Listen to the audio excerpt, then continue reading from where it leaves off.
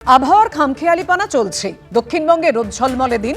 দক্ষিণ ২৪ পরগনার নামখানায় সকাল থেকেই শুরু হয়ে গেছে বজ্রবিদ্যুৎ সহ মুষলধারে বৃষ্টি। মাঘের শেষ বেলা একেবারে অকাল বর্ষণে জল জমেছে এই এলাকায়। কথা বলবো, আমাদের সঙ্গে রয়েছেন আমাদের প্রতিনিধি অরিত্রিক ভট্টাচার্য। অরিত্রিক, নামখানার এই বজ্রবিদ্যুৎ সহ বৃষ্টি আবহাওয়া পরিবর্তনের কি কোনো ইঙ্গিত? দেখো, পরিবর্তন একটা হবে। আজকে যেমন সর্বনিম্ন তাপমাত্রা প্রায় 3°C বেড়েছে দক্ষিণবঙ্গে, কলকাতাতেও তাই, দক্ষিণ 24 পরগনাতেও তাই। তবে আগামী কাল থেকে আবারও আকাশ পরিষ্কার হয়ে সপ্তাহান্তে কিছুটা পারদ নিম্নমুখী হবে এবং সেটা বলা হচ্ছে যে মোটামুটি 2 থেকে 4°C কাল থেকে তাপমাত্রা কমবে এবং এই সপ্তাহান্ত বজায় থাকবে। যদিও আগামী সপ্তাহে শীতের বিদায় পর্ব শুরু হয়ে যাবে, কিন্তু এটা শেষ দফার মতন ঠান্ডা খুব একটা না ফিরলেও শীতের আমেজ একটু ফিরবে, 2 থেকে 4° তাপমাত্রা কমবে। পাশাপাশি পূর্ব বাংলাদেশের একটি অংশে ঘূর্ণাবর্তের একটা প্রভাব রয়েছে, যার জেরে নামখানার এই অংশে বৃষ্টি হচ্ছে। তবে আজকে তাপমাত্রা বেশ কিছুটা বেশি আছে, গতকালকের থেকে প্রায় 3° বেড়ে কলকাতার সর্বনিম্ন তাপমাত্রা 22.6°। তবে আপাতত এই সপ্তাহান্তে কিছুটা ঠান্ডা ফিরে কিছুটা শীতের আমেজ উপভোগ করার একটা সুযোগ রয়েছে। তারপরে কিন্তু পরের সপ্তাহ থেকে শীতের বিদায় ঘন্টা বাজবে এবং ধাপে ধাপে তাপমাত্রা বেড়ে আমাদের দক্ষিণবঙ্গে বা পশ্চিমবঙ্গের যে স্বাভাবিক তাপমাত্রা বছরে বেশিটা সময় থাকে, সেই তাপমাত্রার দিকে কিন্তু ধাপে ধাপে এগিয়ে যাওয়া হবে। তবে আপাতত এই সপ্তাহান্তটা কিছুটা স্বস্তি, কিছুটা ফিরবে শীতের আমেজ। ধন্যবাদ অরিত্রিক। একেবারে সশস্ত্র পুলিশি পাহারায় আমরা পুজো দেখেছি, সরস্বতী পুজো দেখেছি যোগেশচন্দ্র চৌধুরী কলেজে। শুধু তাই নয়, বাংলার দিকে দিকে শিক্ষাঙ্গনে এই পুলিশি পাহারায় পুজো। কিন্তু এবার কোচবিহারের ছবিটা কি দেখা গেল? পুজোর পর পুজো।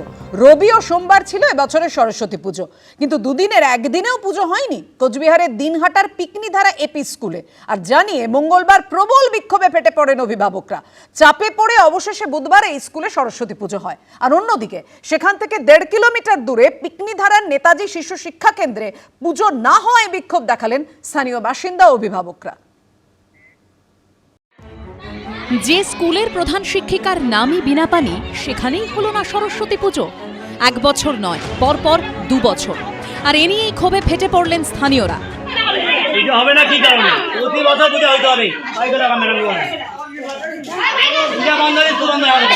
বুধবার এই ছবি দেখা যায় কোচবিহারের দিনহাটার পিকনিধারার নেতাজি শিশু শিক্ষা কেন্দ্রে।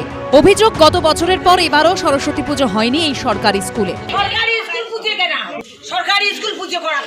এদিন প্রধান শিক্ষিকাকে ঘিরে ধরে বিক্ষোভ দেখান অভিভাবক ও স্থানীয় বাসিন্দাদের একাংশ। কেন হলো না সেটা আমাদের প্রশ্ন। আচ্ছা, এটা এখন আমরা আসার পরে বলতেছি যে আগামীকাল পূজা করবে। বছরে একদিনের তিথি, একদিনের পূজা, সেই তিথিতে পূজা হয় না। বিক্ষোভের মুখে অর্থের অভাবের অজুহাত শোনা গেছে প্রধান শিক্ষিকার গলায়। পূজা হয় না, আমরা মহিলাদের খরচা আর পূজার খরচা চালাইতে পাইনি। এখন যদি ওরা সহযোগিতা করে আমরা করবো পূজা, কেন করবো না? মিলে তো করবো, পুজো করবো। এ নিয়ে শুরু হয়েছে রাজনৈতিক তরজা। পশ্চিম বাংলায় জেহাদিদের বারবারান্ত একটু চলছে, না হলে পুজো করতে পারবে না। সরস্বতী পূজা সমস্ত জায়গায় পুজো হয়, সব স্কুলে। সেইখানে মাস্টাররা কেউ সাহস পাচ্ছে না, কেউ ইচ্ছে করে করছে না, এটা আমরা কোনোদিন দেখিনি। এই পুজো যে 1-2টি শিক্ষা প্রতিষ্ঠানে পুজো হয়নি, তার গাফিলতি স্কুল কর্তৃপক্ষ বা প্রধান শিক্ষক তাদের, এখানের সঙ্গে অন্য কিছু সম্পর্ক নেই। তারা দায়িত্ব জ্ঞানহীনতার পরিচয় দিয়েছে। বিজেপি তো সব কিছুর মধ্যে এ ধরনের সাম্প্রদায়িকতার বিষয় খুঁজতে শুরু করে। সরস্বতী পুজোটা সবাই মিলে করা হয়, এখানে জাতি ধর্ম বর্ণ নির্বিশেষে সকলে অংশগ্রহণ করে। নেতাজি শিশু শিক্ষা কেন্দ্র থেকে কিলোমিটার 1.5 এগোলেই পিকনিধারা এপি স্কুল। সেখানে ধুমধামের সঙ্গে হয়েছে সরস্বতী পুজো। সরস্বতী পুজোর আনন্দে মেতে ওঠে কচি কাঁচারা। পুজোর পর ছিল খাওয়া দাওয়ার ব্যবস্থা। তবে মঙ্গলবার স্কুলের ছবিটা এরকম ছিল না। সরস্বতী পুজো না হওয়ায় প্রধান শিক্ষককে ঘিরে ধরে বিক্ষোভ দেখান অভিভাবক ও স্থানীয় বাসিন্দাদের একাংশ।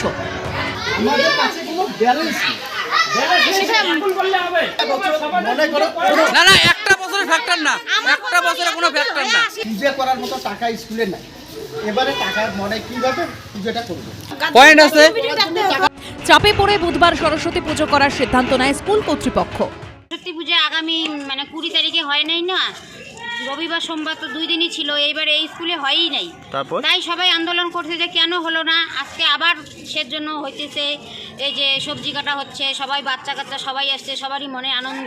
গার্জেন এবং আমাদের মধ্যে একটা মিসআন্ডারস্ট্যান্ডিংয়ের অভাবে আমরা ওই দিনটা করতে পারিনি, এবং কালকে সবার সঙ্গে আলোচনা করে আজকে আমরা মানে খুব আনন্দের সহিত আমরা পূজাটা করছি। অভিভাবকরা চলে আসছেন, একদম সবাই একসঙ্গে খুব আনন্দ সহকারে আমরা পূজা পার্বণটা করছি।